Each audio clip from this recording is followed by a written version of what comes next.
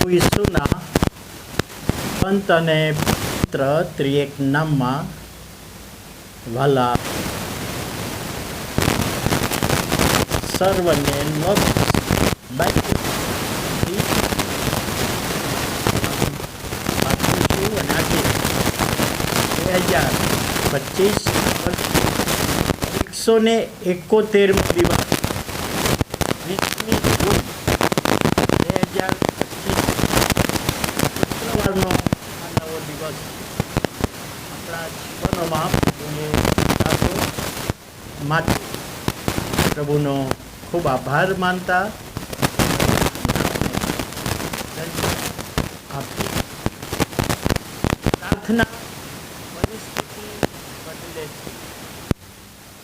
પ્રાર્થના પરિસ્થિતિ બદલે છે. પ્રભુના એક સેવક એક મંડળીમાં પાળક તરીકે સેવા આપતા હતા અને 20 વર્ષથી તેઓ જુદી જુદી મંડળીઓમાં સેવા આપતા હતા. પણ એમની સેવા દરમિયાન મંડળીમાં ઘણા બધા પ્રશ્નો ઉપસ્થિત થાય.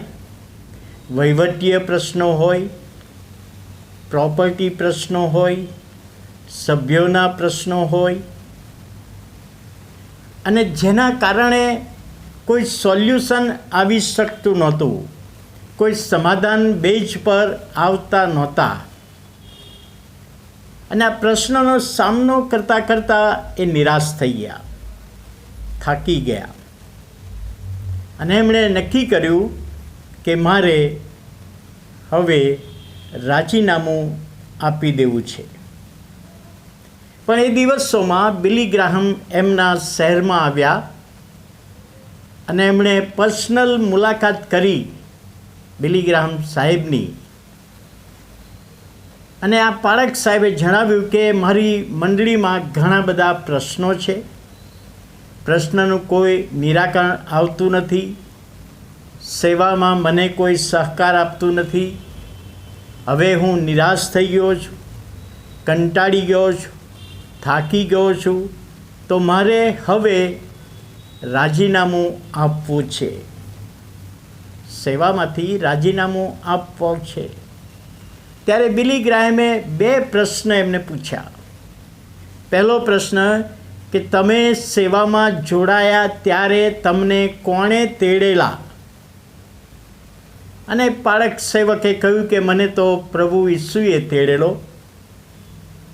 તો પ્રભુ ઈસુની આગળ તમે રાજીનામું ધરો, માણસોની આગળ નહીં.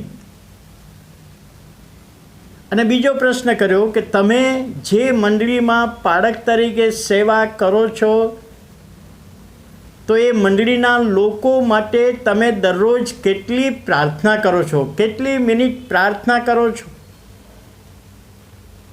અને એમણે કહ્યું કે હું દરરોજ 12 મિનિટ મારી મંડળીના કુટુંબો માટે પ્રાર્થના કરું છું.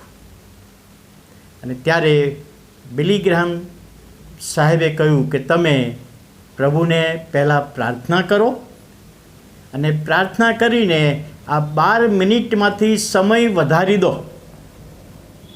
મંડળીના લોકોને માટે પ્રાર્થના કરવાનો સમય વધારી દો, કમિટીના સભ્યોને માટે પ્રાર્થના કરવાનો સમય વધારી દો. અને આ પાળક સાહેબે બીજા દિવસથી એવું જ કર્યું, પ્રભુની ખાસ પ્રાર્થના કરી.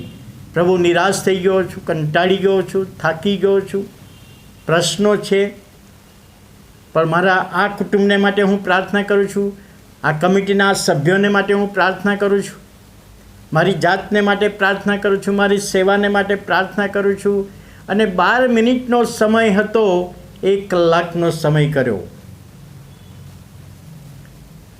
થોડા દિવસો પછી બિલી ગ્રાહમ સાહેબને તેઓ મળ્યા અને બિલી ગ્રાહમ સાહેબે કહ્યું કે શું તમે રાજીનામું આપવા માગો છો?